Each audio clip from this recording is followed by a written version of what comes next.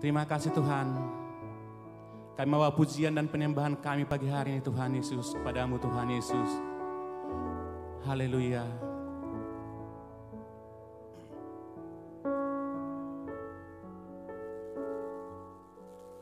Terima kasih Tuhan.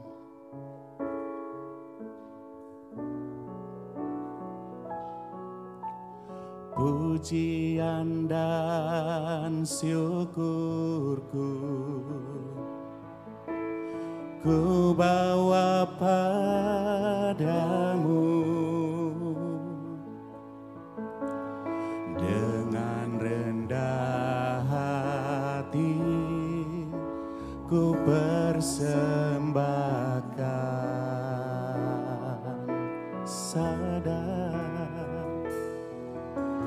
sadar bila ku ada hanya karena anugerah, bukan karena kekuatanku. Mari nyatakan lagi pujian ini. Haleluya. Pujian dan syukurku, amin, ku bawa padamu dengan rendah hati ku persembahkan. Kami sadar Tuhan, haleluya. Sadar bila ku ada hanya karena anugerah-Mu, hanya karena anugerah, bukan karena kekuatanku.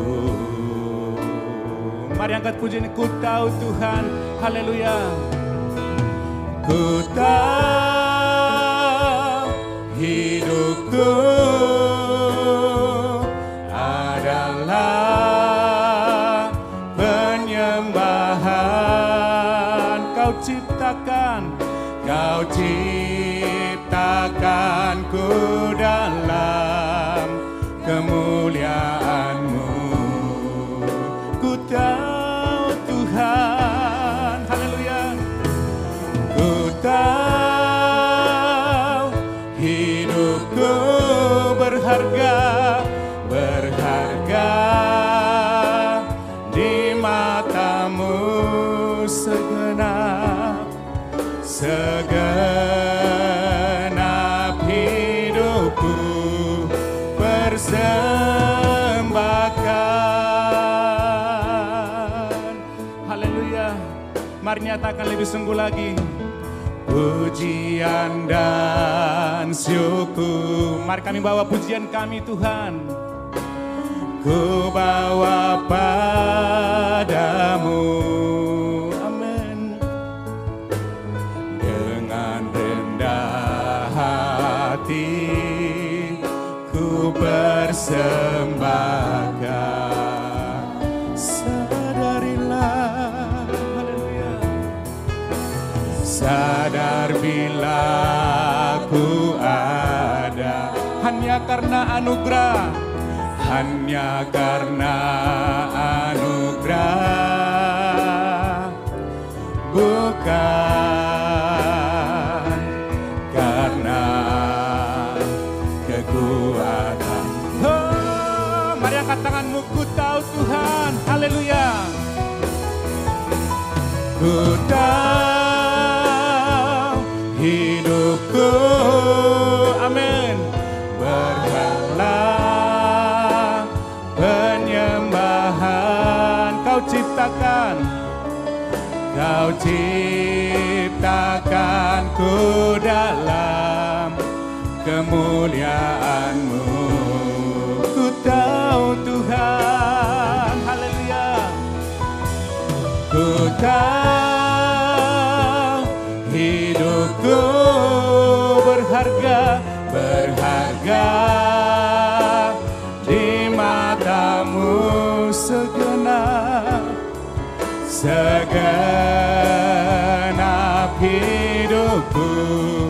persembahkan. Oh, ku tahu Tuhan,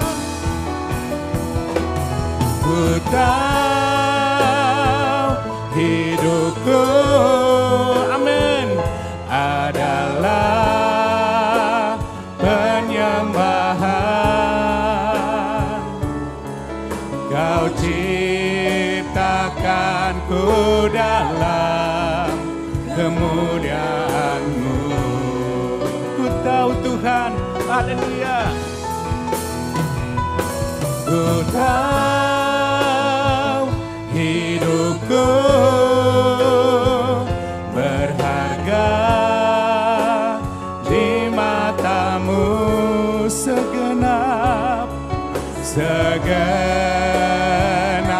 hidupku persembahkan. Mari jemaat Tuhan katakan, ku tahu Tuhan, haleluya.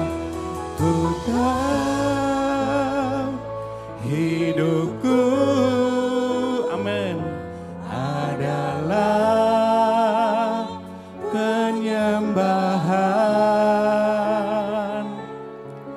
Kau ciptakanku dalam kemuliaan-Mu. Ku tahu Tuhan, ku tahu hidupku berharga di mata-Mu, segenap hidupku persembahkan. Mari yang lebih sungguh lagi, ku tahu Tuhan, haleluya. Ku tahu hidupku, amin, adalah penyembahan. Kau ciptakan, Kau ciptakanku dalam kemuliaan-Mu. Ku tahu Tuhan, ku tahu hidupku berharga di mata-Mu, segenap hidupku persembahkan. Segenap hidupku, segenap hidupku persembahkan. Katakan lebih sungguh lagi, segenap hidupku, segenap hidupku persembahkan. Haleluya. Mari berikan kemuliaan bagi Tuhan. Oh, kami mau persembahkan hidup kami. Kami mau meninggikan-Mu. Haleluya. Terima kasih Tuhan. Mari angkat hatimu, angkat suaramu, sembah Dia. Haleluya Bapa. Terima kasih Tuhan. Terima kasih Roh Kudus. Engkau sungguh baik, Engkau sungguh mulia. Haleluya Tuhan. Hosana bagi-Mu, Hosana bagi Yesus Tuhan kami. Terima kasih Bapa. Terima kasih Tuhan. Kami tinggikan Engkau, kami muliakan Engkau di tempat ini.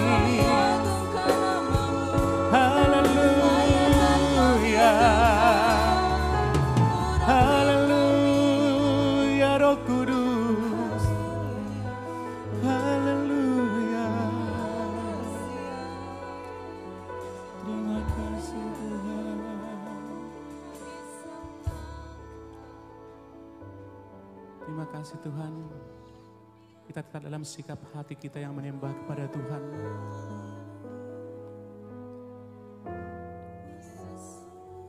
Berilah mata kita tertuju kepada Tuhan saat ini.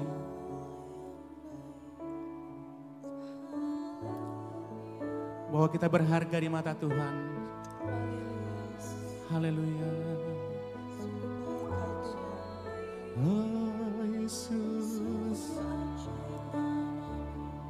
Engkau sungguh ajaib Tuhan. Engkau mulia,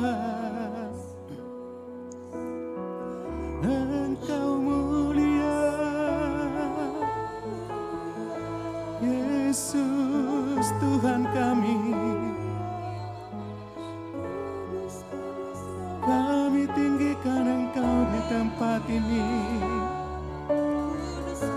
Kami hormati kehadiran-Mu di tempat ini. Kami menghargai Engkau Yesus. Kami puji nama-Mu Tuhan. Sebab Engkau yang layak menerima segala hormat. Terima kasih Tuhan. Terima kasih Bapa.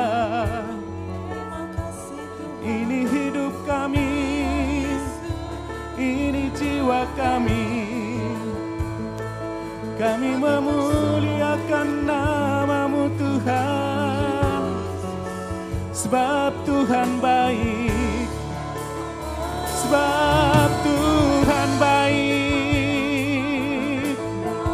Bahwasannya untuk selamanya kasih setia-Mu.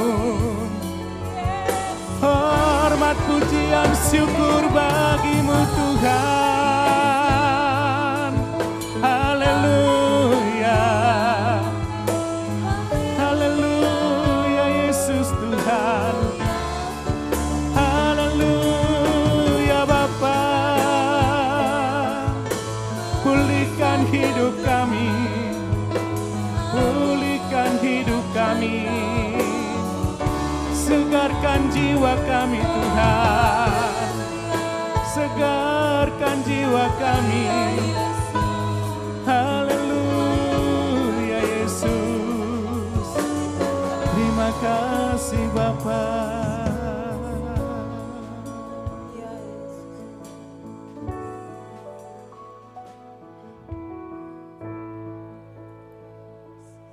Ku tahu hidupku adalah penyembahan. Kau ciptakanku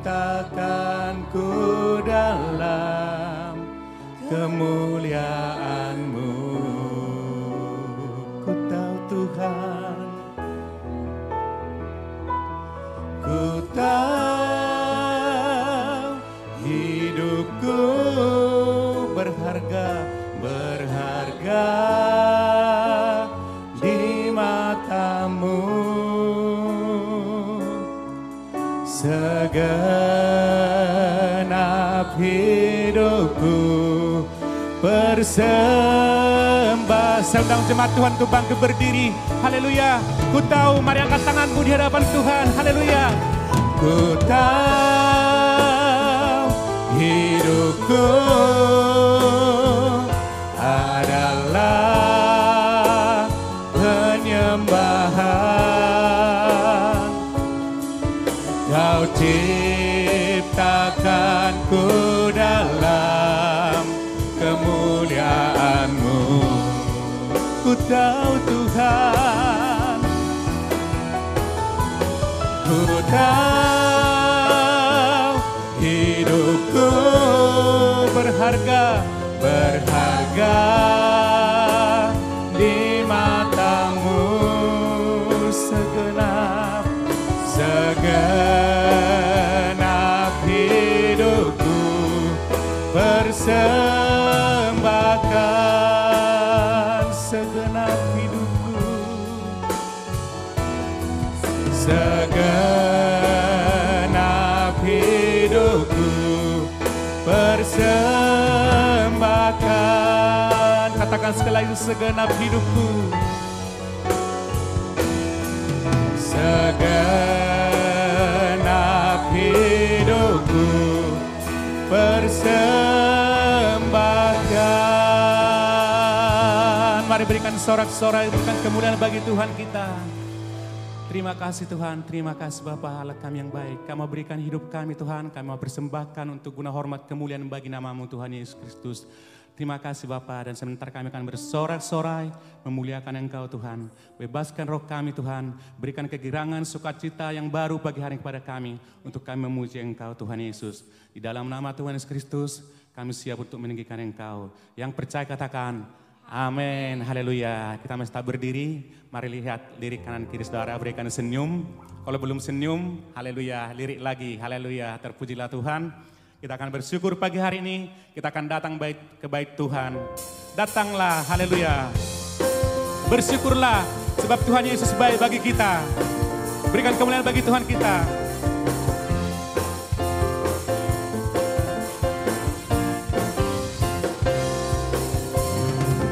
Datanglah ke bait-Nya dengan hati bersyukur, ke dalam pelatarannya. Dengan apa?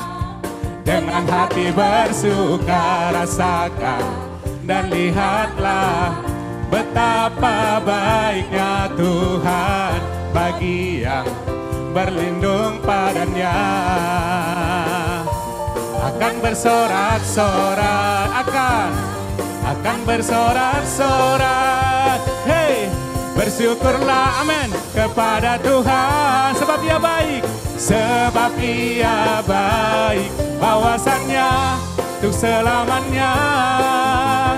Kasih, bersyukurlah, haleluya, bersyukurlah kepada Tuhan, sebab Ia baik, bawasannya untuk selamanya. Kasih setianya. Mari berikan kemuliaan bagi Tuhan kita. Semua bersyukur di tempat ini. Haleluya. Datanglah ke bait-Nya dengan hati bersyukur, ke dalam pelatarannya. Dengan apa? Dengan hati bersuka rasakan, dan lihatlah betapa baiknya Tuhan bagi yang berlindung padanya. Akan bersorak-sorai, akan bersorak-sorai, akan bersorak-sorai. Hey, bersyukurlah, amin, kepada Tuhan, sebab Ia baik, bawasannya untuk selamanya. Kasih bersyukurlah, bersyukurlah kepada Tuhan, sebab Ia baik, bawasannya untuk selamanya. Kasih setianya. Bersyukurlah, haleluya, bersyukurlah, amin, kepada Tuhan, sebab Ia baik, sebab Ia baik, bawasannya untuk selamanya. Kasih bersyukurlah, bersyukurlah kepada Tuhan, sebab Ia baik, bawasannya untuk selamanya. Kasih lebih sungguh katakan bersyukurlah, haleluya, bersyukurlah kepada Tuhan, sebab Ia baik, bawasannya untuk selamanya. Kasih setianya. Bersyukurlah, amin, kepada Tuhan, sebab Ia bawasannya untuk selamanya. Kasih setia, bawasannya, haleluya, bawasannya untuk selamanya. Bawasannya untuk bawasannya untuk selamanya. Kasih setianya. Sama-sama katakan, bersyukurlah. Haleluya, terpujilah Tuhan. Saya melihat dari tempat ini semua bersyukur. Saudara masih mau memuji Tuhan? Haleluya. Saya percaya Tuhan telah memberikan kita kuasa untuk mengalahkan segala musuh-musuh kita. Amin. Sebab hanya dalam nama Yesus ada kuasa, ada kemenangan. Haleluya. Berikan kemuliaan bagi Tuhan kita. Berikan kemuliaan yang sungguh bagi Tuhan.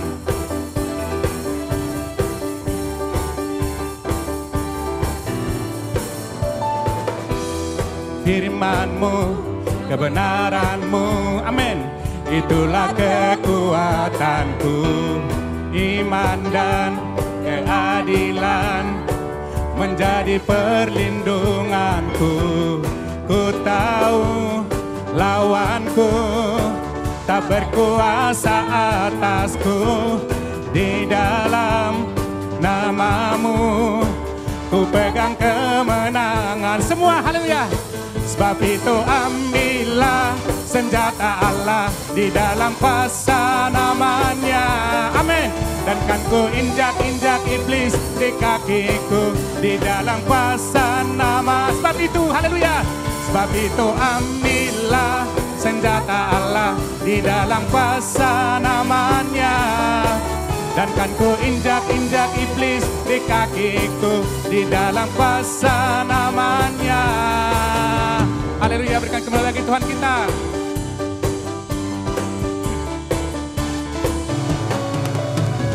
Firman-Mu, kebenaran-Mu, itulah kekuatan. Iman dan, haleluya, iman dan keadilan menjadi perlindungan. Ku tahu lawanku tak berkuasa atasku, di dalam nama-Mu ku pegang kemenanganku. Amin. Sebab itu ambillah senjata Allah di dalam kuasa namanya. Mari injak. Dan kan ku injak-injak iblis di kakiku di dalam kuasa namanya. Amin. Haleluya. Sebab itu ambillah senjata Allah di dalam kuasa namanya. Dan kan ku injak-injak iblis di kakiku di dalam kuasa namanya. Yesus. Oh Yesus, Yesus namanya berkuasa. Amin. Oh Yesus, Yesus ada kuasa dalam namanya. Mari berikan kemuliaan bagi Tuhan kita. Hanya di dalam nama Yesus ada kuasa, ada kemenangan. Haleluya.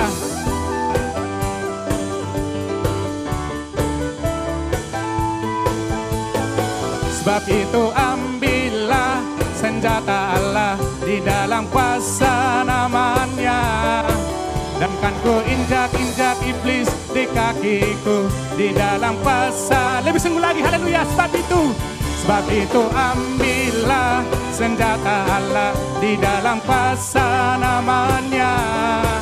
Dan kan ku injak-injak iblis di kakiku di dalam kuasa. Sekali lagi, lebih sungguh lagi. Sebab itu ambillah senjata Allah di dalam kuasa namanya. Mari injak. Dan kan ku injak-injak iblis di kakiku di dalam kuasa namanya. Oh Yesus, Yesus namanya berkuasa. Oh Yesus, ada kuasa dalam namanya. Oh, oh, oh, oh, oh, haleluya. Oh, oh, oh, oh, lagi lebih sungguh lagi. Oh, oh, oh, oh, oh,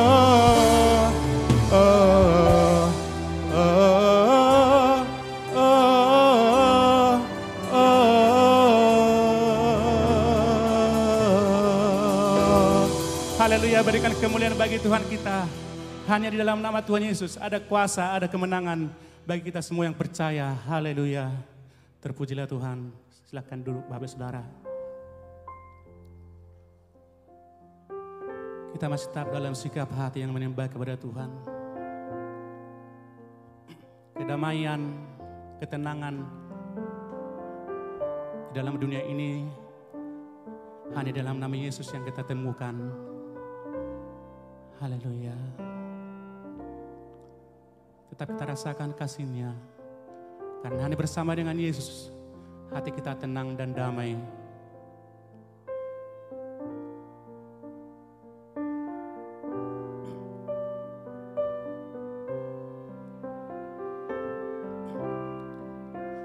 Kalau ku cari damai, hanya ku dapat dalam Yesus. Kalau ku cari ketenangan, hanya ku temui di dalam Yesus. Tak satu pun dapat menghiburku, tak seorang pun dapat menolongku. Hanya Yesus jawaban hidupku. Mari nyatakan lagi pujian ini, haleluya. Kalau ku cari damai, hanya ku dapat dalam Yesus. Kalau ku cari ketenangan, hanya ku temui di dalam Yesus. Tak satu pun dapat menghiburku, tak seorang pun dapat menolong. Hanya Yesus, hanya Yesus jawaban hidup. Bersama Dia, haleluya. Bersama Dia hatiku damai, walau dalam lembah kekelaman. Bersama Dia hatiku tenang, walau hidup penuh tantangan. Tak satu pun dapat tak seorang pun, tak seorang pun dapat menolong. Hanya Yesus, hanya Yesus jawaban hidup. Bersama Dia, haleluya. Bersama Dia hatiku damai, walau dalam lembah kekelaman. Bersama Dia hatiku tenang, walau hidup penuh tantangan. Tak satu pun dapat menghibur, tak seorang pun, tak seorang pun dapat menolongku. Hanya Yesus jawaban hidupku.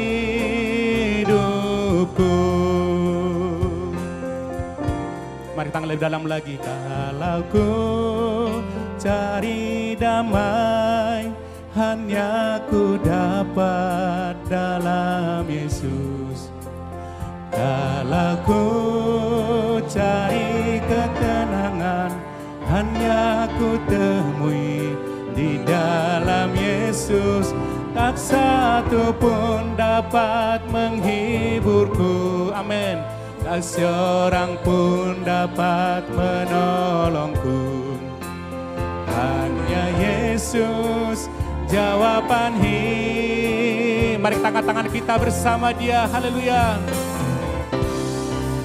Bersama Dia hatiku damai, walau dalam lembah kekelaman. Bersama Dia hatiku tenang, walau hidup penuh tantangan. Tak satu pun dapat menghiburku, tak seorang pun dapat menolongku. Hanya Yesus jawaban hidupku.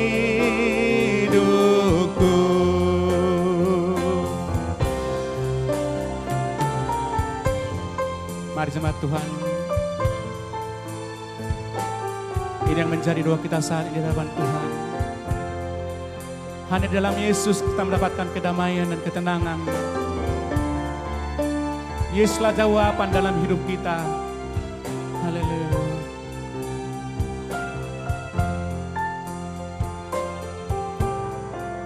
Bersama Dia hatiku damai, walau dalam lembah kekelaman. Bersama Dia hatiku tenang, walau hidup penuh tantangan. Tak satu pun dapat menghiburku, tak seorang pun dapat menolongku. Hanya Yesus, hanya Yesus jawaban hidup. Sekali lagi katakan bersama Dia, haleluya. Bersama Dia hatiku damai, walau dalam lembah kekelaman. Bersama Dia hatiku tenang, walau hidup penuh tantangan. Tak satu pun dapat menghiburku, tak seorang pun dapat menolong. Hanya Yesus, hanya Yesus jawaban hidup. Hanya Yesus jawaban hidupku, haleluya. Hanya Yesus jawaban hidup. Katakan sekali lagi, hanya Yesus. Hanya Yesus jawaban hidupku.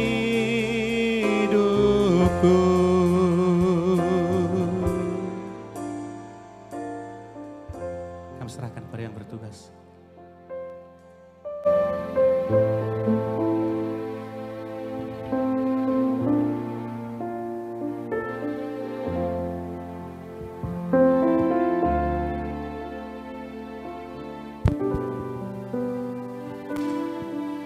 Mari kita semua bangkit berdiri.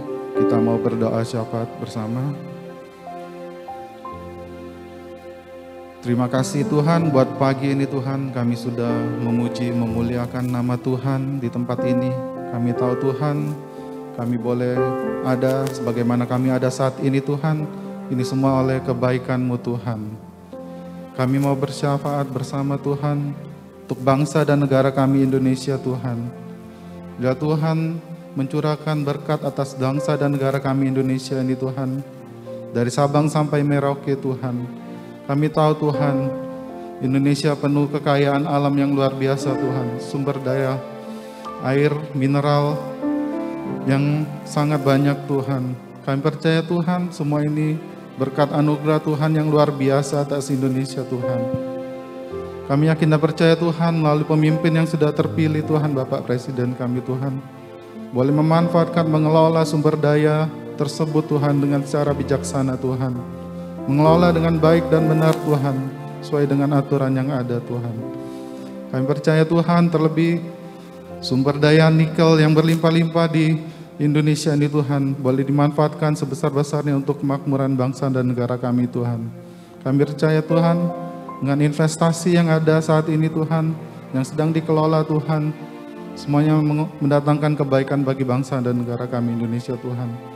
Kami percaya Tuhan, negara kami boleh memproduksi, menghasilkan sesuatu yang baru Tuhan, untuk kebaikan bangsa ini bahkan seluruh dunia Tuhan.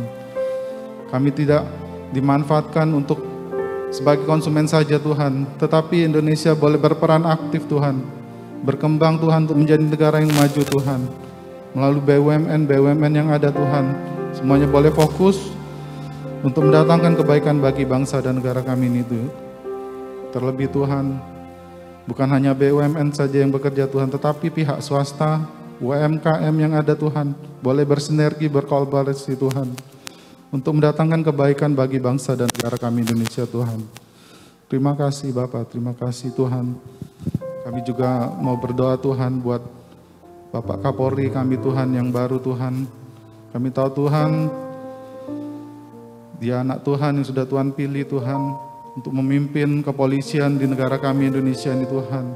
Bila Tuhan yang bekerja atasnya Tuhan, Tuhan beri hikmat, kebijaksanaan Tuhan untuk memimpin instansi Polri ini Tuhan menjadi lebih baik ke depan Tuhan. Melalui staf-stafnya, teman-teman yang dipilihnya Tuhan, semuanya boleh bekerja sama untuk mendatangkan keamanan yang baik bagi bangsa dan negara kami Indonesia Tuhan. Mendatangkan ketentraman dan kedamaian di Indonesia Tuhan. Bebas dari terorisme Tuhan, radikalisme Tuhan. Semuanya boleh dihancurkan Tuhan, boleh dipatahkan Tuhan. Semuanya Indonesia kembali berdasarkan Pancasila dan negara Republik Indonesia Tuhan. Negara Kesatuan Republik Indonesia Tuhan. Bhinneka Tunggal Ika. Semuanya Tuhan, setiap rakyat Indonesia Tuhan boleh merasakan ramai dan sejahtera-Mu Tuhan. Terima kasih Bapa, terima kasih Tuhan Yesus. Ntar kami juga akan mendengarkan sebagian kebenaran firman Tuhan. Biar Tuhan memberkati Bapak Gembala kami yang menyampaikannya Tuhan. Agar semuanya Tuhan boleh mendapatkan kebaikan bagi kami yang mendengar dan menerima setiap kebenaran firman Tuhan tersebut.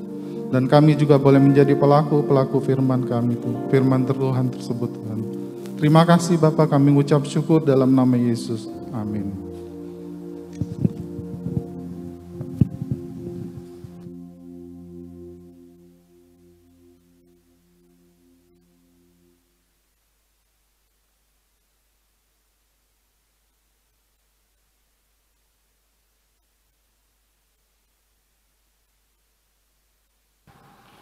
Shalom Bapak Ibu Saudara, kiranya kasih dan anugerah Tuhan turun atas kita sekalian pada pagi hari ini. Kita bersyukur karena Tuhan baik, Dia setia dengan janji-janjinya dan memelihara kita dari hari ke hari. Dia menginginkan kita mengenalnya sebagaimana Dia adanya, mengasihi dan menghormatinya. Sehingga kalau kita diberikan kesempatan umur yang panjang, menikmati hari-hari hidup kita, jangan seorang pun mensia-siakan hidup kita. Minggu kemarin kita diingatkan bahwa orang yang bijak, yang mengerti hidup yang di bumi ini ada batasnya, maka dia harus menghargai waktu hidupnya. Musa dalam Mazmur 91 berkata bahwa orang yang bijak itu mau menghitung hari-hari hidupnya. Anda dapat sekali lagi menambah penghasilan dengan usaha, dengan kerja keras, tapi tidak seorang pun dapat menambah waktu hidupnya. Anda bisa menambah keterampilan, menambah kebugaran dan semua yang lain, kecuali satu saja yang Anda tidak bisa tambah, yaitu waktu, umur hidupmu. Sehingga dengan batasan waktu yang kita tidak bisa ubah dan tambah, bukankah sangat bijaksana, sangat tepat kalau kita menggunakan waktu hidup kita di bumi ini untuk melakukan kehendak Allah? Karena apa yang kita lakukan hari ini berdampak bukan saja besok, tahun depan, tapi bahkan sampai kepada kekekalan. Saya dapat membayangkan, dan saya mengajak saudara membayangkan betapa menderita dan menyesalnya orang yang mengabaikan kesempatan yang hidup di bumi ini, tatkala dia harus menjalani waktu hidup yang sejati, yang sebenarnya. Dia tidak bisa memutar ulang, dia tidak bisa mundur, dia tidak bisa mengubah sesuatu setelah semuanya lewat. Jadi mari kita gunakan, cari uang penting, cari karir prestasi penting, tapi di atas segalanya, jangan sampai kita lupa. Hidup di bumi adalah menyelesaikan panggilan dan rencana Allah. Supaya bila tiba waktunya, kita bersuka cita. Pagi ini saya mau mengajak kita untuk melihat kembali di dalam bagian membangun karakter ilahi. Selalu orang mengingatkan kita kompetensi bisa membuat orang, dan karunia membuat orang naik dan maju. Tapi karakterlah yang membuat dia bisa bertahan. Kalau orang punya kompetensi, kemampuan, dia langsung menonjol. Dia bisa dipercaya melakukan ini dan itu. Tapi kalau karakternya jelek, lambat laun orang akan tahu, ini orang pinter, smart, cakap, bisa menempati posisi-posisi tertentu, tapi karakternya buruk, responnya buruk. Maka apa yang baik yang dia punyai bisa rusak, dia kehilangan kepercayaan. Jadi saudara, karakter tetap penting. Dan untuk itulah Allah memberikan kita kesempatan membentuk kita. Karena Anda bisa training, menambah skill, menambah pengertian, pengetahuan, tapi karakter didapati ketika kita belajar firman Allah dan melakukannya dalam hidup, bergaul dengan Tuhan. Menjalani hidup yang berkenan kepada Allah itu adalah satu sisi dari membangun karakter. Karena dia mau bergaul, dia mau bersahabat dengan Tuhan. Saya ajak kita melihat 3 hal pagi ini. Dia mau selalu dibaharui. Hanya Tuhan yang tidak berubah. Kasih-Nya, firman-Nya, kuasanya, janjinya. Tapi kita harus diubah dari hari ke hari. Godaan yang membuat Adam dan Hawa jatuh di Taman Eden telah mengubah semuanya. Mengubah sejarah manusia, mengubah hubungan manusia dengan Tuhan, dan mengubah hal-hal yang kemudian tidak pernah terbayangkan oleh Adam dan Hawa, bahwa keturunannya harus menanggung konsekuensi dari tindakannya. Semuanya berubah, dan mereka harus menyesuaikan diri, bergumul untuk hidup kembali kepada panggilan Tuhan. Dan itu hanya bisa terjadi waktu Kristus datang dan membuka jalan yang baru, sehingga manusia bisa kembali kepada rencana Allah. Selalu dibaharui adalah sebuah ciri dari kehidupan yang berkenan kepada Tuhan. Anda nggak bisa berkenan kepada Tuhan dan memiliki karakter ilahi kalau selalu ngotot, saya nggak bisa berubah, saya nggak mau berubah, saya beginilah adanya. Ada memang dalam bahasa foto karakter, ada 3 bagian dalam hidup manusia. Yang satu bicara tentang personality, kepribadian. Itu bisa disesuaikan dengan situasinya. Beberapa orang sangat mampu menyesuaikan situasinya. Kalau dia berhadapan dengan orang tertentu, dia bisa jadi sangat ramah, dia bisa jadi sangat profesional. Tapi mungkin kalau kembali ke lingkungan di rumahnya, watak aslinya kelihatan. Pekerjaan, lingkungan bisa menuntut orang untuk berubah. Tapi itu hanya permukaan. Orang membuat perkiraan itu paling 5%. Personality, kepribadian. Jadi jangan tertarik dan kemudian mengambil kesimpulan hanya dari tampilan luar. Kemudian bagian yang kedua bicara tentang karakter, yang dalam pengertian foto karakter. Itu adalah respon kita ketika kita ditekan oleh masalah atau situasi, atau ketika kita ditinggikan. Berubah enggak? Bisa berubah. Tapi yang ketiga adalah bicara tentang temperamen. Sesuatu yang lebih asli, sesuatu yang sehari-hari. Nah, ini cenderung tidak mudah berubah. Tetapi ada situasi dalam hidup bisa mengubah manusia. Yang pertama tentu saja perjumpaannya dengan Kristus. Setuju Bapak Ibu? Orang yang punya temperamen yang berdosa, yang rusak, yang hidup berorientasi kepada kegelapan sekalipun, ketika dia jumpa dengan Yesus, dia berubah. Dia bukan saja berubah personalitinya, dia bukan saja berubah karakternya, tapi dia juga berubah temperamennya. Dia bahkan jadi manusia baru, ciptaan baru, kata 2 Korintus 5 ayat 17. Jadi jangan pernah berkata, saya tidak bisa berubah. Hanya Tuhan, firman-Nya, janjinya. Tapi kita harus berubah ke arah mana? Ke arah Kristus. Karena dia jadi pola, jadi pattern kita. Dia jadi sebuah ukuran, idola. harus menyerupai seperti Dia pada akhirnya. Tentu itu sebuah perjuangan, pergumulan. Karena Tuhan kasih kita kesempatan, Tuhan kasih kita ujian, Tuhan kasih kita juga kesempatan-kesempatan yang bisa membuat kita memilih. Saya ingat satu kalimat ketika saya membaca firman Tuhan.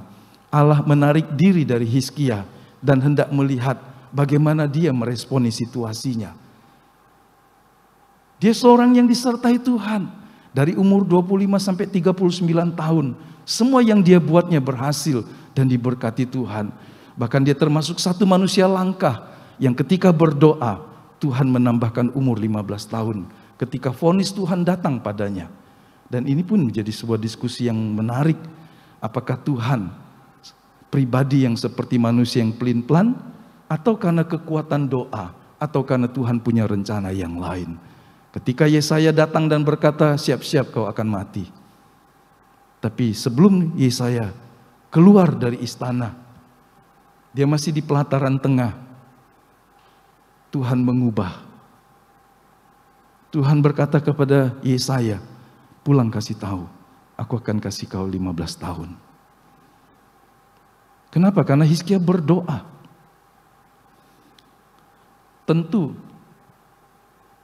tidak banyak, tidak selalu. Bahkan dalam catatan Alkitab, mungkin satu-satunya peristiwa ketika ajal sudah tiba, waktu sudah tiba, tapi oleh doa seorang Hizkia, Tuhan memperpanjang umurnya. Tapi kita tahu 15 tahun yang didapat sebagai bonus membuat Hizkia tidak bertambah menjadi lebih indah dalam hidupnya. 15 tahun yang ditambahkan Tuhan membuat Hizkia menjadi pribadi yang berbeda. Dari masa itu lahirlah anaknya yang bernama Manase. Dan catatan Alkitab menunjukkan Manase seorang raja yang jahat. Meskipun pada akhirnya dia sempat bertobat. Saudara, manusia harus berubah ke arah Kristus. Jangan pernah berdalih dan bersikukuh, saya nggak mau berubah, saya tidak mau, saya tidak bisa. Beginilah saya, beginilah adat suku kami, beginilah adat keluarga kami. Tetapi Anda adalah anak-anak Allah, dilahirkan baru, memiliki DNA-nya Kristus. Kita harus bertumbuh serupa seperti Dia. Yang paham dan rindu katakan amin, saudara. Selalu dibaharui. Hidup jujur adalah sesuatu yang mungkin sudah out of date mungkin ya. Topik yang tidak suka dibicarakan orang. Orang lebih senang bicara tentang sesuatu yang smart, sesuatu yang cekatan, sesuatu yang memukau. Tetapi ini sisi lain dari karakter ilahi yang harus ada dalam hidup anak-anak Tuhan. Dan yang ketiga, kehidupan yang saleh. Tentu masih banyak aspek yang lain. Kehidupan yang berkenan. Kalau kita bicara Ibrani pasal 11, gagasan Ibrani pasal 11 bicara tentang hidup orang-orang, para tokoh yang didaftar, yang semuanya berkenan kepada Tuhan. Dimulai dengan orang itu beriman, mencari Tuhan dengan sungguh-sungguh, melakukan kehendak Allah. Meskipun kemudian kita membaca ada kalimat yang mencengangkan. Dunia ini tidak layak bagi mereka. Orang yang di dalam daftar yang disebut pahlawan-pahlawan iman, yang hidupnya berkenan kepada Allah. Orang ini bahkan tidak mendapat apa atau semua yang Allah janjikan dalam hidup mereka di bumi. Jadi kalau Anda berkata orang yang berkenan kepada Allah, orang yang beriman sungguh-sungguh, orang yang disebut tokoh-tokoh Alkitab, tokoh iman, dia pasti mendapat semua yang disediakan, dijanjikan Allah. Ternyata kalau kita baca Ibrani pasal 11, ada banyak dari mereka yang hidupnya tidak seperti yang orang masa kini bayangkan. Sehingga kalimat itu sangat menarik. Dunia ini tidak layak bagi mereka. Dunia ini tidak layak bagi mereka. Mereka memiliki kualifikasi hidup yang jauh lebih tinggi, yang lebih mulia. Dan itu ada di dalam kerajaan Allah yang kekal. Jangan Anda kecewa kalau karakter ilahi yang Anda punya, kualitas rohani yang Anda punya, tidak dihargai orang. Kalau Anda mau hidup jujur, hidup saleh, hidup menyerupai Kristus, dan lingkunganmu tidak menerimanya, lingkunganmu menganggap engkau pribadi yang aneh, jangan kecewa. Kalimat itu berkata, dunia itu tidak layak bagi orang seperti Anda. Jika Anda hidup menyerupai Kristus, lingkunganmu bisa saja tidak layak bagi engkau. Jadi tetaplah hidup seperti Kristus sampai akhir. Jangan menuntut perkenanan dunia. Jangan menuntut pujian dari dunia. Jangan menuntut apresiasi orang yang standar hidupnya lebih rendah. Orang-orang yang hidup jujur, kalau dia ada dalam sebuah komunitas yang tidak jujur, maka dia bisa saja tidak disukai. Apakah dia harus berkompromi? Atau dia juga mau menjaga tetap hidup secara konsisten, tetap jujur di tengah orang yang tidak jujur. Hidup saleh di tengah orang yang bengkok dan melenceng. Tuhan berkata, komunitasmu, lingkunganmu tidak layak bagi engkau anakku. Bertahan sampai engkau mendapat tempat yang layak. Jadi jangan kecewa. Dan jangan berkompromi kepada dosa dan kehidupan duniawi. Kalau Anda tidak mendapati respon yang memadai dari sekitarmu, tatkala engkau hidup dalam karakter Kristus. Ibrani 11 itu sebuah acuan yang membuat kita mengerti standar dunia, standar manusia berdosa sangat jauh berbeda dengan standar hidup orang-orang yang berkenan kepada Allah. Jadi ukuran dunia tidak boleh mengganggu pikiran kita.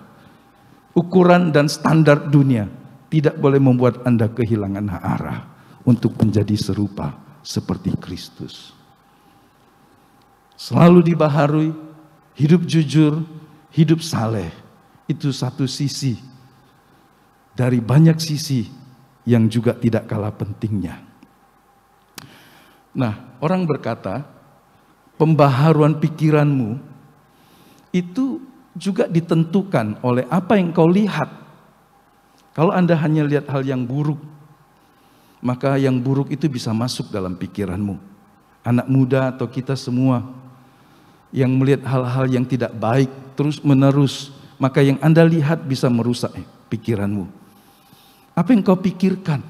Tentu kalau itu semua masuk dalam pikiran melalui jendela telinga, jendela mata, itu dua jendela untuk berkomunikasi dengan dunia luar.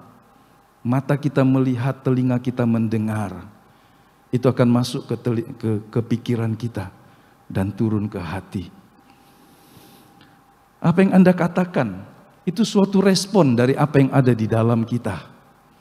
Karena kalau kita tidak memiliki perbendaharaan firman yang cukup, maka apa yang kita katakan seringkali menjadi tidak bermutu, bahkan merugikan orang, menyakitkan orang, mengecewakan orang. Apa yang kau katakan itu penting. Enggak cukup hanya berkata hatiku baik, tapi mulutmu juga harus baik. Apa yang kau lakukan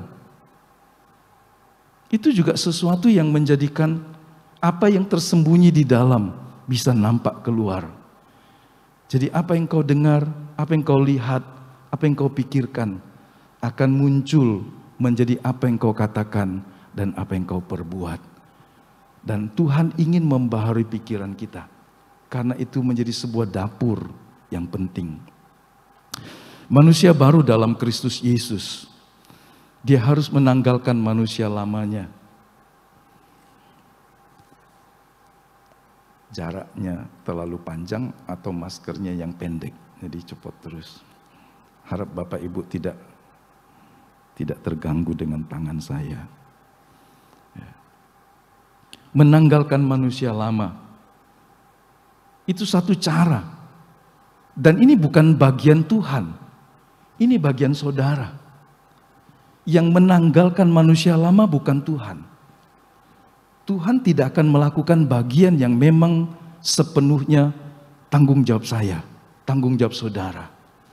Kitalah yang harus menanggalkannya.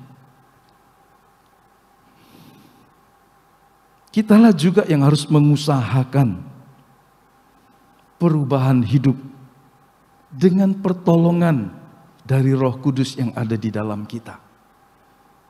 Kita yang merindukannya. Bayangkan jika ada orang tidak merindukan untuk hidup dalam hal-hal yang indah, yang sesuai dengan ukuran Tuhan. Bayangkan jika ada orang yang tidak merindukan sesuatu yang dijanjikan Tuhan. Mungkinkah dia akan mendapatkannya? Kalau ada orang yang tidak merindukan apa yang Allah janjikan, mungkinkah dia mendapatkannya?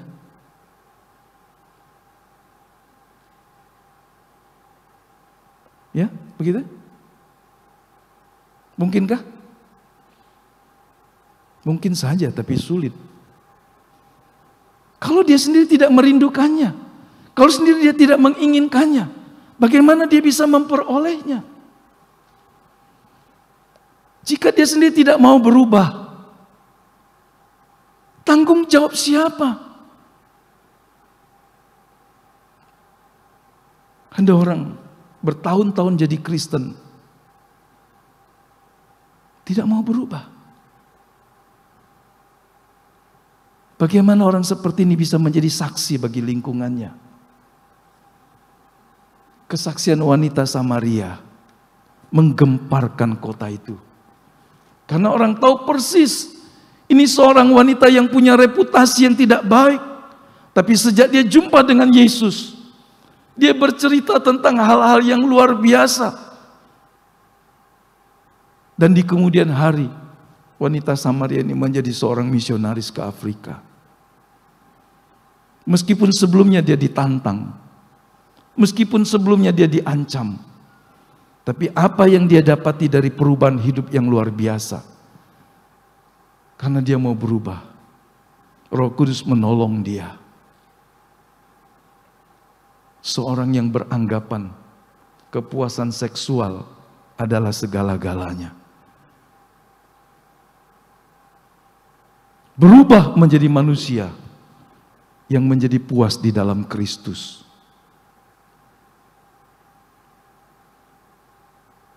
Sehingga dia bisa berkata, seperti setelah minum air kehidupan dari Kristus. Dan sekarang dia jadi manusia baru. Dia jadi saksi yang efektif. Karena orang tahu siapa dia sebelumnya. Itu harus keputusan. Bagian 3 secara praktis adalah menjadi berkat buat orang lain. Lewat teladan hidup. Teladan bicara bukan saja kata, tetapi juga perbuatan nyata. Kesaksian hidup kita. Mari kita lihat satu-satu. Manusia baru bicara tentang menanggalkan. Dari Efesus pasal yang keempat, ayat yang ke-22. Kita akan membaca beberapa ayat.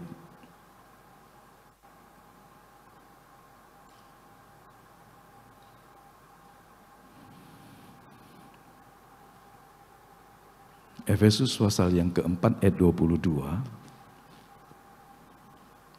Kita bisa membaca ayat-ayat di atasnya, tapi saya hanya mengutip ayat 22.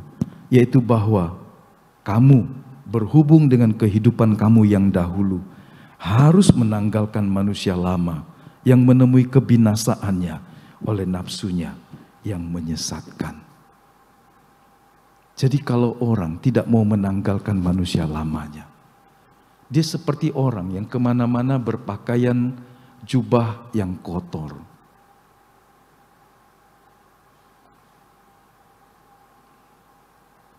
Terima kasih.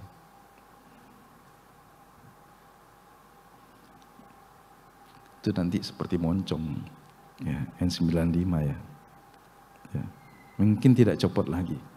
Saya ganti ya sebentar ya.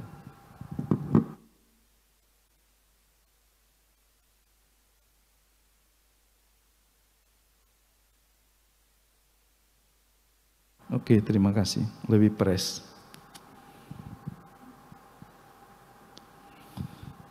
Thank you, Andre. Nah, worship leader pun bisa pakai ini kayaknya. Ya kan? Karena kita semua belum divaksin. Pancarkan berkat, jangan sesuatu yang membahayakan orang.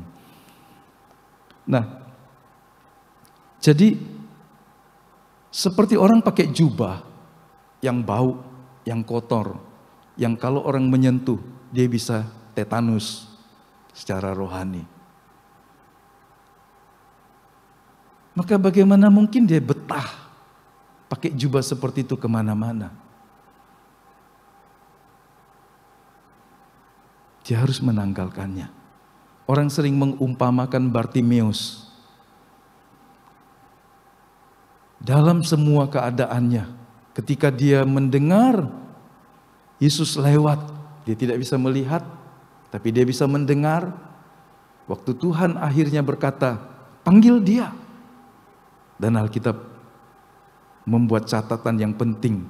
Dia menanggalkan jubah pengemisnya. Dia menanggalkan jubah lamanya, jubah yang robek, jubah yang bau, jubah yang mungkin menjadi sebuah identitas.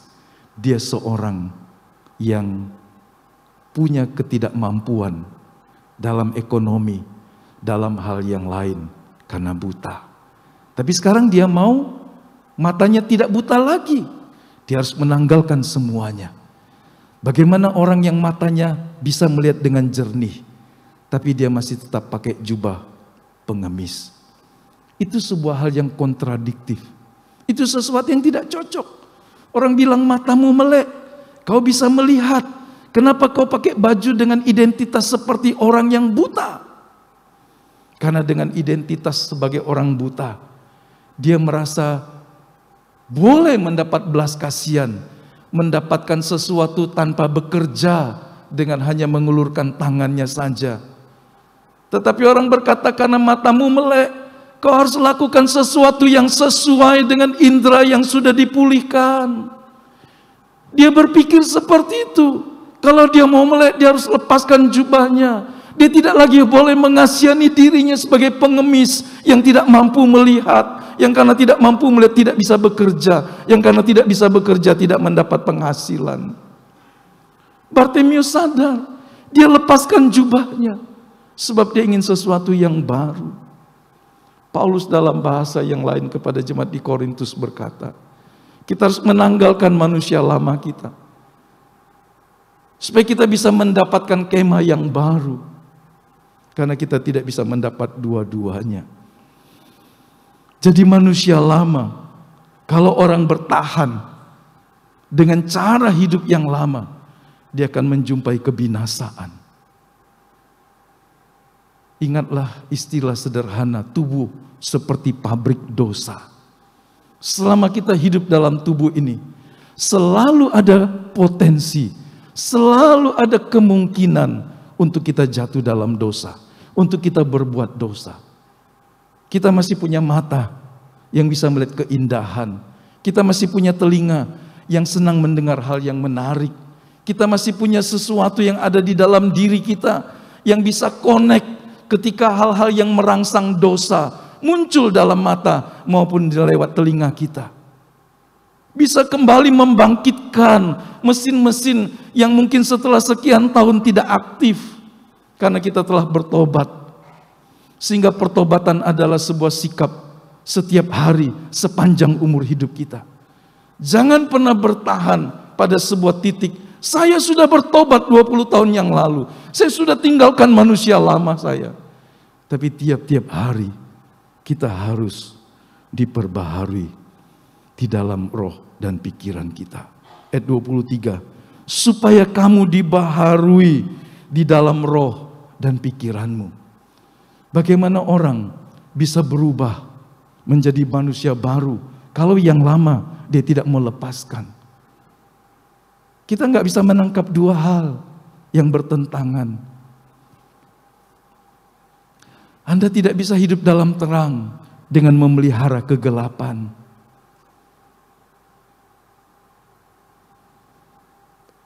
Hidup adalah pilihan yang harus kita buat. Sulit untuk menerima pembaharuan kalau kita tidak mau menanggalkan manusia lama kita.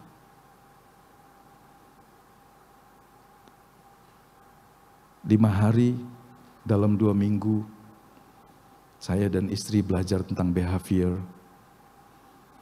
Meskipun baru basic maksudnya, karena ada 3 tahapan katanya. Semakin menarik belajar tentang manusia dan tingkah lakunya.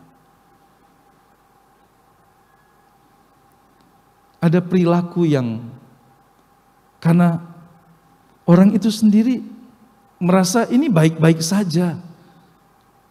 Tidak berani mengukur dirinya dalam sebuah ukuran yang bisa menolong dia. Orang dengan kecenderungan sakit tertentu secara fisik. Ada orang yang berkata begini, aku nggak mau periksa. Aku nggak mau periksa berapa kadar kolesterol, asam uratku. Aku nggak mau periksa kadar gula dan sebagainya. Aku nggak mau pergi ke dokter. Karena nanti kalau aku ke sana aku jadi cemas dan takut. Daripada aku cemas dan takut, aku begini saja. Ada orang lain mau periksa. Kemudian dengan hasilnya yang bisa dipertanggungjawabkan secara ilmiah, bukan klinik, bukan perasaan. Orang berkata, oh ini terlalu tinggi, oh ini terlalu rendah. Bagaimana kalau Anda mengubahnya dengan cara begini dan begitu? Satu orang atau satu sisi ada orang, lebih baik saya tidak tahu keburukan saya, kekurangan saya, daripada saya tahu dan jadi pikiran. Menurut Anda, mana yang baik? Yang pertama atau yang kedua?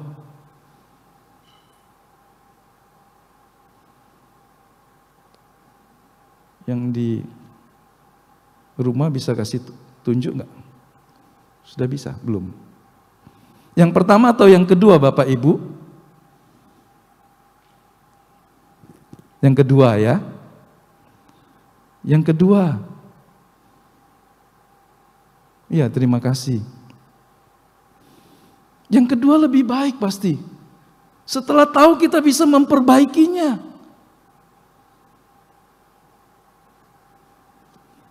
Satu hari saya pernah mendengar dari seseorang dan kemudian juga cerita dari yang lain. Kami ini nggak pernah sakit, orang-orang kami ini.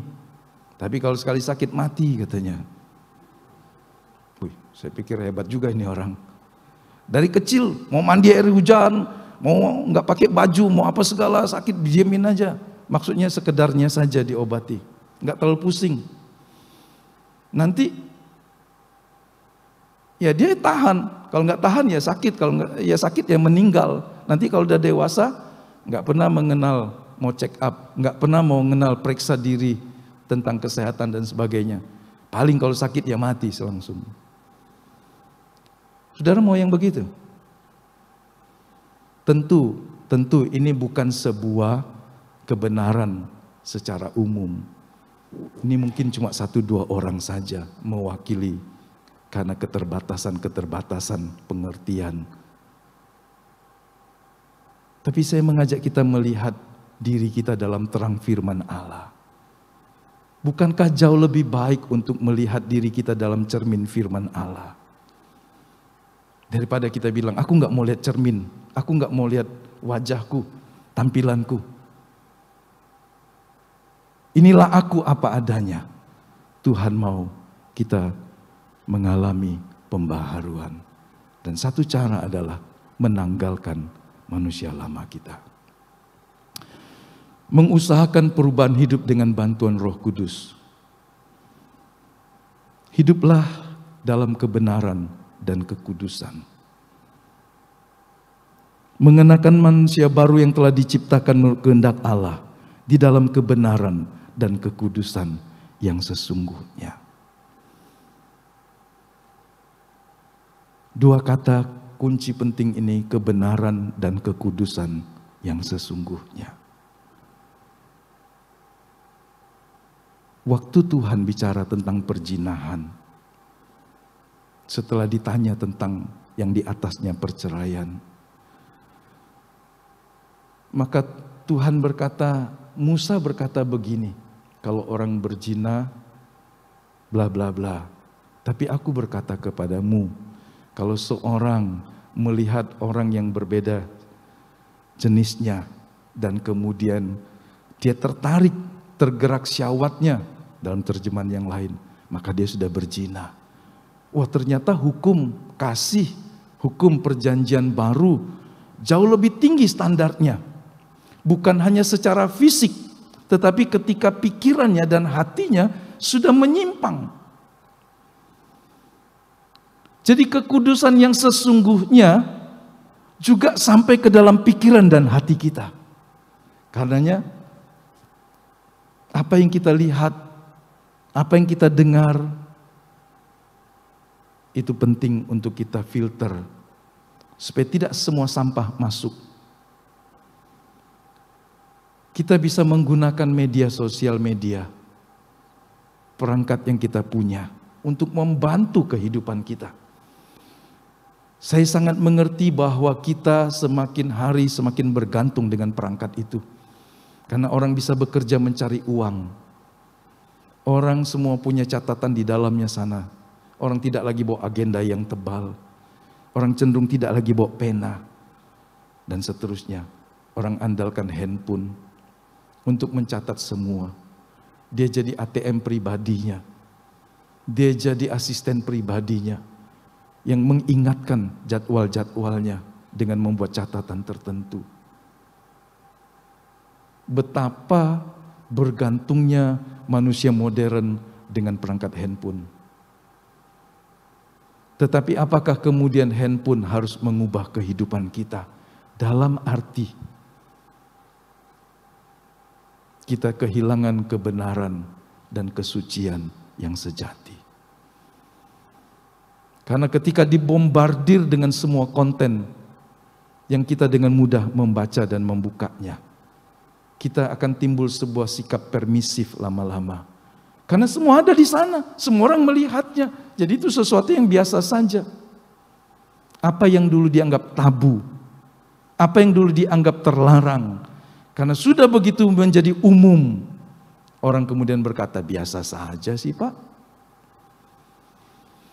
Bagi yang tidak bisa mengendalikan dirinya, itu menjadi sebuah jerat yang berbahaya. Mari gunakan perangkat itu untuk hal yang baik bagi kita, menopang, membantu. Tapi dia tidak boleh membuat kita kehilangan nilai-nilai yang sesungguhnya. Satu hari seorang yang mengajari kami berkata begini, satu hari dia diundang ke sebuah gereja di Los Angeles. Dan dia bicara tentang kesucian menurut firman Allah. Kemudian ada yang berkata, Pak, ini kan Amerika Pak. Dengan gaya hidup yang berbeda dengan orang Indonesia Pak.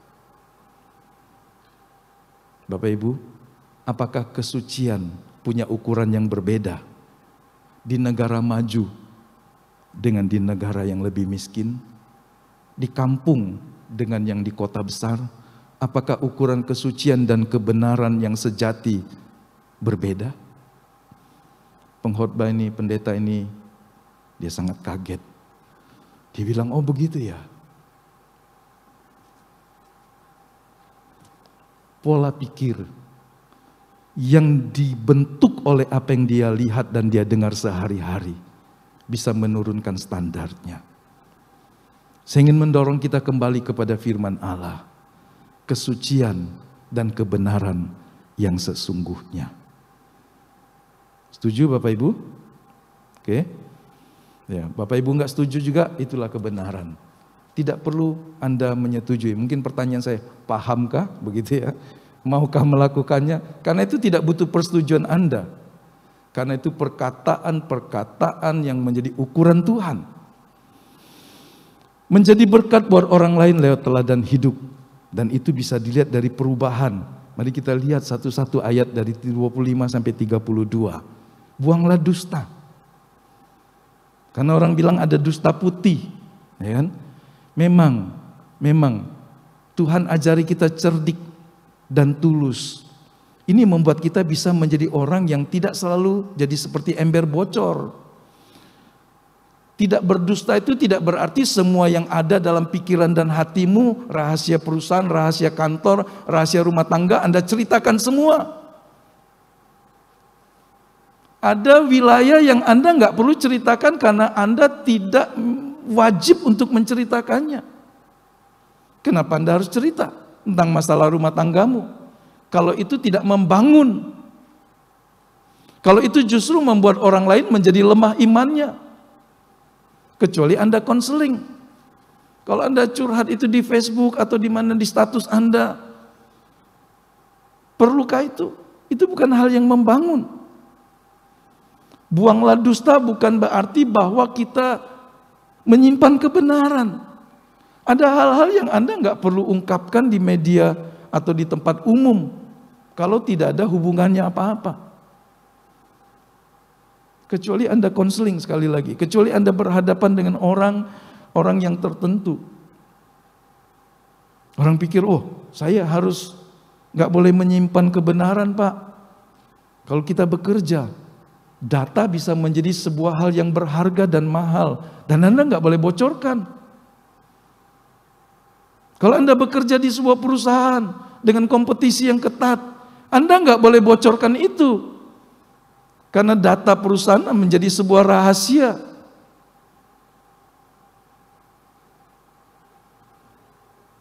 Karena berarti kita mengkhianati kebenaran seumpama. Kalau kita menceritakan hal-hal yang kemudian disalahgunakan orang untuk menghancurkan. Buanglah dusta. Tidak ada dusta putih memang. Nah, yang menarik, apabila kita marah, berarti bisa marah kan? Ada orang mungkin yang tidak mau bentrok. Dalam foto karakter dia diwarnai hijau. Temperamen yang lama dianggap itu orang flegmatik. Orang yang cinta damai. Karena cinta damai dia nggak mau marah. Walaupun akhirnya dia menelan. Dan kemudian dia luka dalam. Dan kemudian dia mati. Dengan menderita seumpama begitu. Dia nggak mau ngomong. Kalau ngomong nanti ribut. Nah, ketika kita menjadi dewasa, kita belajar ngomong. Tentu dengan lebih santun. Ngomong juga di tempatnya. Pada waktunya. Ada hal yang kita hanya bicarakan dengan empat mata saja. Tapi ayat ini menarik. Apabila kamu marah, janganlah kamu berbuat dosa. Ukurannya apa? Jangan sampai matahari sudah terbenam, kamu masih nyimpan marah. Ada dua hal tentang marah. Ada orang apa saja marah. Kita sebut ini pemarah. Tapi ada orang ketika pekerjaan yang salah dan melenceng, dia kemudian marah. Tapi dia tidak menyimpannya sampai berlarut-larut. Dia hanya berkata, kenapa kau begini? Bukankah ini berbahaya sekali? Bagi orang lain. Kalau ini hal-hal yang tidak penting gak perlu marah. Tapi bayangkan kalau Anda dengan kesalahannya, karena ada pekerjaan yang tidak boleh punya toleransi kesalahan. Contoh, orang yang mengoperasi orang seumpama, orang yang meresepkan obat, kan itu bahaya kalau salah. Betul. Sopir pesawat, ya kan? Kalau saya lihat angka kan bahaya dia. Semaunya aja dia turun, parkir kiri, parkir kanan. Ya, orang bilang, ATC bilang stop, jangan dulu, putar dulu. Ayo aku turun aja. Gak boleh buat kesalahan, itu hal nol kesalahannya. Karena itu membahayakan orang. Jadi ada dalam dunia, dalam beberapa pekerjaan yang menuntut 100% benar. Dan Anda gak bisa berkata, wah itu malaikat. Enggak. Itu manusia yang terdidik dan terlatih mengikuti dengan SOP-nya dan ketat. Kalau ada hal yang salah, bolehkah kita marah? Maka lihat dulu kesalahannya. Tapi kalau harus marah, tidak boleh berdosa. Dan jangan jadi orang pemarah. Karena itu akan membuat damai sejahteramu hilang, dan seterusnya. Jangan beri kesempatan kepada iblis. Karena kalau simpan terus sampai sore, sampai besok pagi kita ulang lagi sesi kemarin, belum selesai. Sudah keburu malam. Ayo, saya masih mau marah. Wah, kalau begini suamimu, kalau begini istrimu, kalau begini orang tuamu, kalau begini kawan sekerjamu, repot juga. Nah, berikutnya jangan mencuri lagi. Bekerja keras. Bahkan disuruh supaya bisa membagikan kepada yang kekurangan. Di sini kita lihat tidak hanya berhenti melakukan kejahatan, tetapi belajar berbuat baik.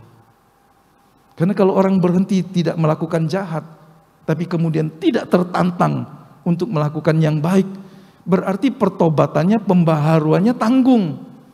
Banyak orang tidak melakukan hal yang jahat karena keadaan tidak memungkinkan.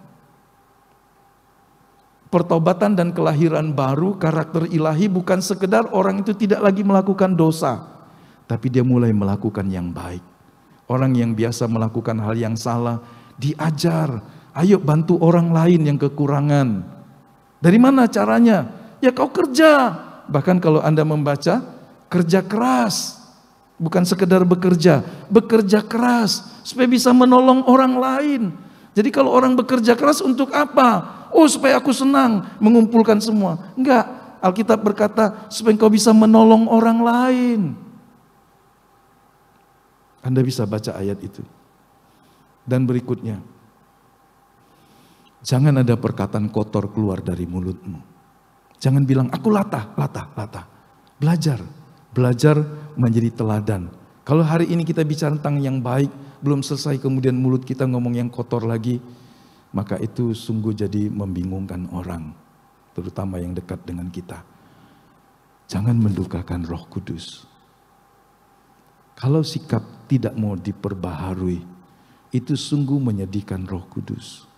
Ingat, Anda ditamui oleh pribadi agung dari Allah.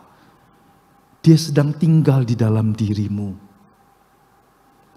Kalau respon kita buruk terus, sikap kita buruk terus, pribadi yang ada di dalam dirimu berduka cita. Apa kita mau buat dia sedih?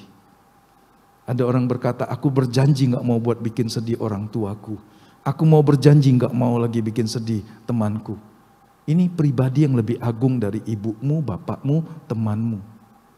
Dia adalah Roh Kudus yang tinggal di dalam dirimu. Dia tahu semua kita. Dia mau mengajari kita supaya reaksi kita sehari makin hari makin menjadi menyenangkan hatinya. Jangan membiasakan diri mendukakan Tuhan dengan bersikap, ini hidupku, mau apa? Buanglah segala kepahitan, kegeraman, kemarahan, pertikaian, dan fitnah. Saudara lihat, tidak saja membuang dan meninggalkan, tapi ramah seorang terhadap yang lain, penuh kasih mesra dan saling mengampuni. Bagian yang terakhir ini bukan saja meminta orang itu tidak lagi melakukan hal-hal yang buruk, tapi mulai berubah. Di titik ini kita bisa berkata, Tuhan tahu manusia bisa berubah. Dari orang yang tidak ramah, dari orang yang tidak punya kasih yang mesra, kasihnya cuma kasih yang menuntut. Dia menghormati kalau dia dihormati, dia baik kalau dia dibaiki, dia memberi kalau dia diberi. Wah, ada orang punya standar seperti itu. Tahukah saudara, Tuhan berkata itu standar orang, pemungut cukai pun melakukannya.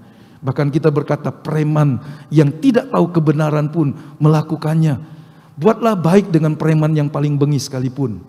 Kalau Anda melakukannya tiap hari, kalau Anda lewat dia bilang, Pak, selamat pagi Pak, nak kemana Pak, perlu ditolong enggak? Karena Anda baik terus tiap hari. Mungkin kepada orang lain dia tidak begitu, tapi kepada Anda yang berbuat baik. Satu hari ada pendeta yang setiap kali masuk ke lift, masuk ke kantor karena mereka kebaktiannya di tempat umum. Wah, dia kasih uang sama satpamnya. Kalau mobilnya datang minggu pagi, satpamnya buka pintu, selamat pagi Pak, mana tasnya saya bantu Pak. Karena dia bukan kasih 10.000, Dia kasih 50.000. Dia kasih 100.000. Dia diperlakukan lebih dari bosnya. Padahal itu cuma satpamnya. Kalau saya sebut nama Anda tahu. Di lift pun dia temenin. Mari Pak.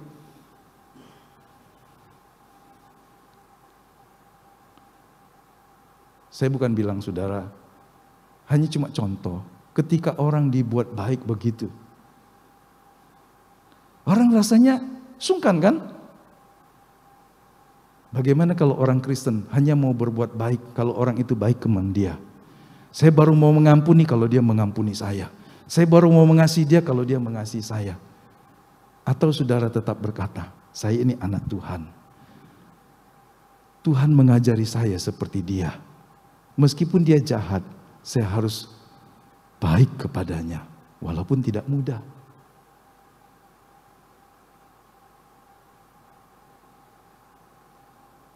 Yang mau belajar bisa berkata amin saudara. Jadi jangan bilang, karena dia begitu, aku juga begitu. Itu bukan standar anak Tuhan. Oke, kita lihat tentang kejujuran. Karena ini juga sisi lain yang menyenangkan hati Tuhan. Bicara tentang Hizkia. Dia melakukan apa yang baik, apa yang jujur, dan apa yang benar di hadapan Tuhan Allahnya. Kemudian ayat 21 bicara, Tuhan membuat dia berhasil. Jadi kalau kita lihat, Tuhan itu, Tuhan yang tidak menangguhkan pertolongannya.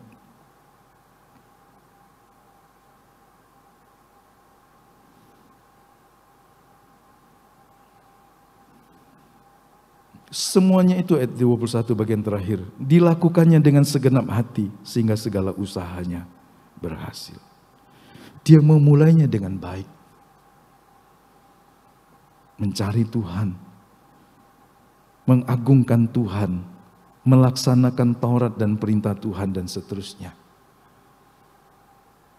Orang yang berlaku jujur dan adil. Kenapa orang gak mau jujur? Termasuk dengan dirinya sendiri. Karena orang takut kelihatan aslinya. Dan orang beranggapan kalau orang tahu asli saya, apakah saya dihormati dan dikasihi.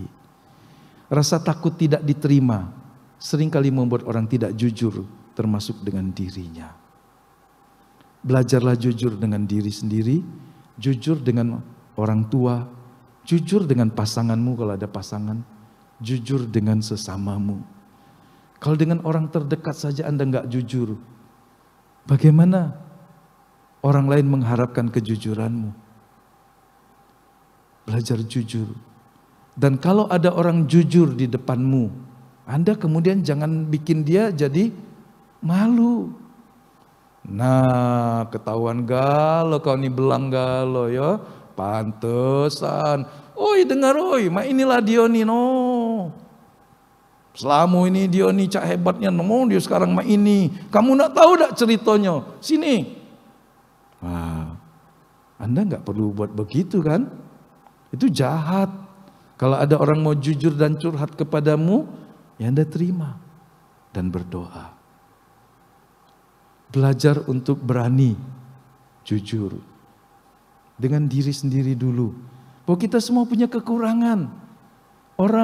Seorang konselor pun juga punya kekurangan.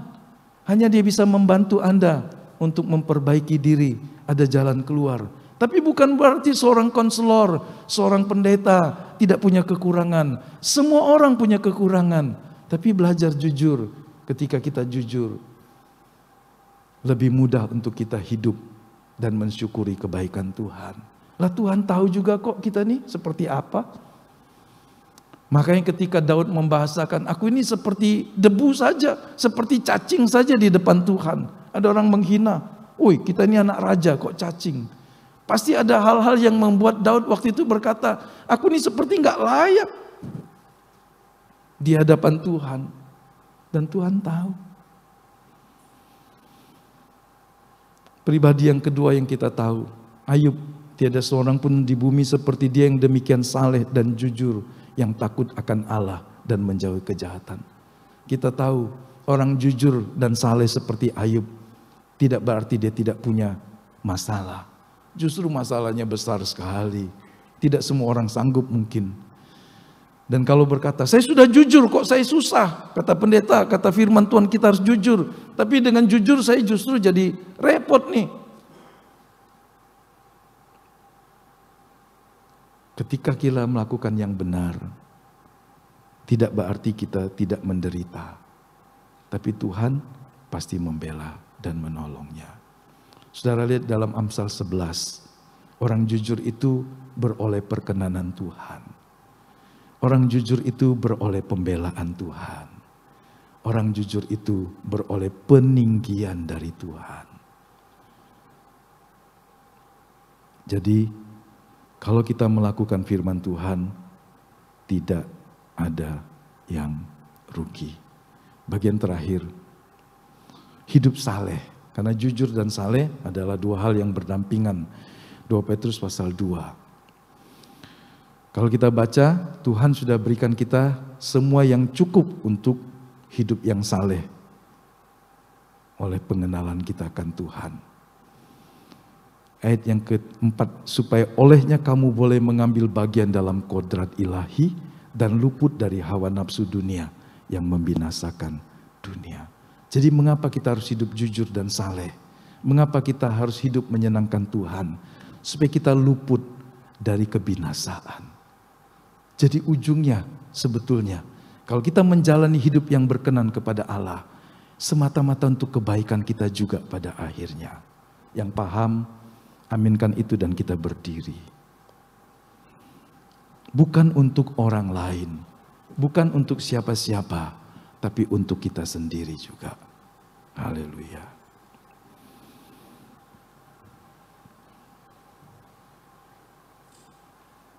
Kita nyanyikan satu pujian, firman-Mu berkata kau besertaku, maka kuat roh dan jiwaku. Tangan-Mu Tuhan selalu ku nantikan, di setiap langkah ku percaya,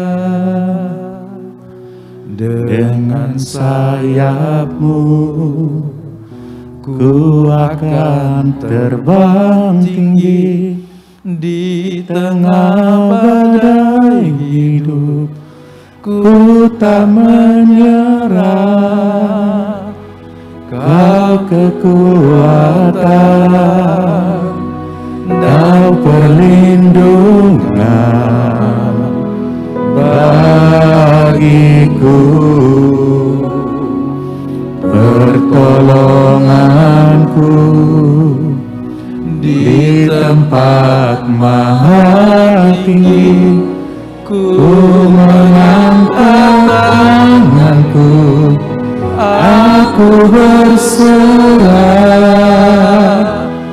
aku nantikan, Kau yang ku sembah, Yesusku, Rajaku. Katakan ini sekali lagi.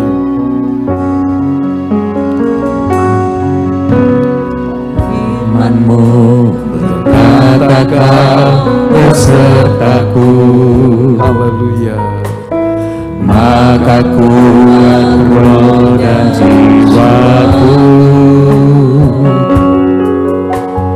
Tangan-Mu Tuhan selalu ku nantikan,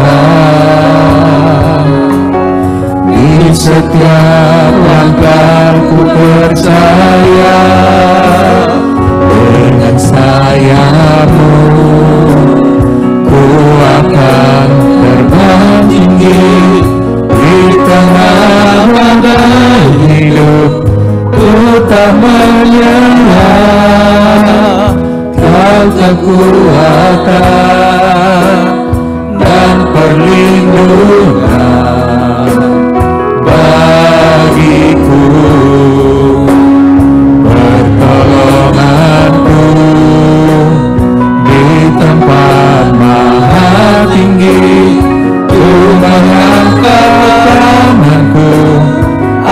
ku berserah, aku nantikan Kau yang ku sembah, Yesusku, Rajaku. Mari setiap kita, baik yang di gereja maupun yang di rumah, taruhlah seluruh kehidupanmu dalam rancangan Allah yang menuntun engkau terus untuk diperbaharui dari hari ke hari, sampai rupa Kristus menjadi nyata di dalam dirimu, menjadikan engkau terang yang bercahaya, menerangi kegelapan di sekitarmu, menjadikan engkau berkat dan kesaksian bahwa Allahmu adalah Bapa yang baik, yang menaruh dalam hidupmu DNA-nya Kristus, supaya melalui kehidupanmu Tuhan dipermuliakan. Teruslah berjuang dan berusaha, selangkah demi selangkah, sehari demi sehari. Jangan pernah seorang pun berkata, aku sudah cukup berubah. Tapi setiap orang harus berkata, aku mau terus berubah dari hari ke hari, sampai akhirnya aku menjadi serupa seperti Engkau ya Tuhan. Bapa, ini doa kami, baik kami yang di gereja maupun yang di rumah. Biarlah belas kasihan dan anugerah serta kerinduan untuk menjadi serupa seperti Engkau, memiliki karakter yang mempermuliakan Tuhan, muncul sehari demi sehari semakin kuat, semakin nyata di dalam kami. Kami tahu manusia lama kami lemah, manusia lama kami gampang jatuh, membuat pilihan-pilihan yang salah. Tetapi pagi ini kami berdoa, memohon belas kasihan dan anugerah Tuhan.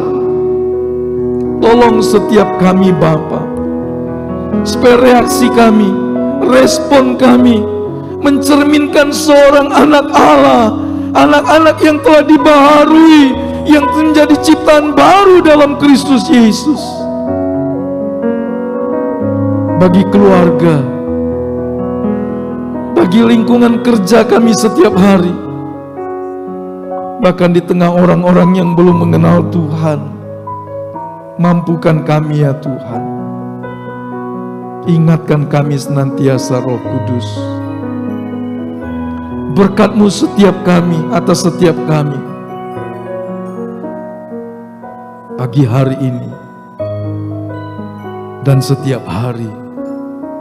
Terima kasih banyak Bapa, dengan perkenanan dan pertolongan Tuhan kami terus berjalan maju bersama Engkau, menyelesaikan pertandingan iman kami sampai garis yang terakhir. Jagai kami, tidak seorang pun yang melenceng, tidak ada seorang pun yang meleset dari perjalanan hidup kami. Biar hati dan seluruh hidup kami tertuju kepada Tuhan selamanya. Terima kasih banyak Bapa. Berkati setiap pemuji, penyembah, pemusik. Berkati kami sekalian. Kami ingin menyukakan Tuhan dengan bibir lidah kami, dengan segenap hidup kami, dengan setiap perbuatan kami. Biarlah apa yang Tuhan percayakan dalam hidup kami, kami boleh pakai bagi kemuliaan nama-Mu, untuk menolong orang lain, supaya mereka memuliakan Tuhan, karena keselamatan yang kami sampaikan kepada mereka. Berkati setiap persembahan-persembahan syukur kami, seperti Engkau memberkati setiap penyembahan dan pujian kami. Berkati untuk hormat kemuliaan nama Tuhan, baik untuk pekerjaan Tuhan, dimanapun yang Tuhan mau. Terima kasih banyak Bapa. Kami akan kembali ke rumah masing-masing. Tuhan tetap sertai kami, sehingga kami tiba dengan selamat, menjadi berkat di rumah tangga kami, di lingkungan kami ada.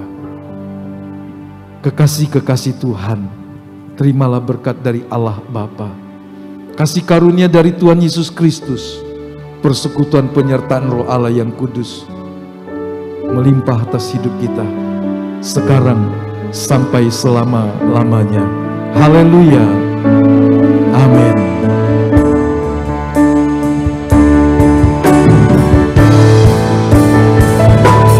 Kerajaan-Mu datanglah, kehendak-Mu jadilah di bumi seperti di surga. Kerajaan-Mu datanglah, kehendak-Mu jadilah di bumi seperti di surga. Muliakanlah Raja segala raja, penguasa di udara diruntuhkan. Biarlah nama Tuhan ditegakkan sekarang, kemuliaan kuasa-Nya atas kita. Haleluya. Kerajaan-Mu datanglah, kehendak-Mu jadilah di bumi seperti di surga. Kerajaan-Mu datanglah, kehendak-Mu jadilah di bumi seperti di surga. Di bumi seperti di surga.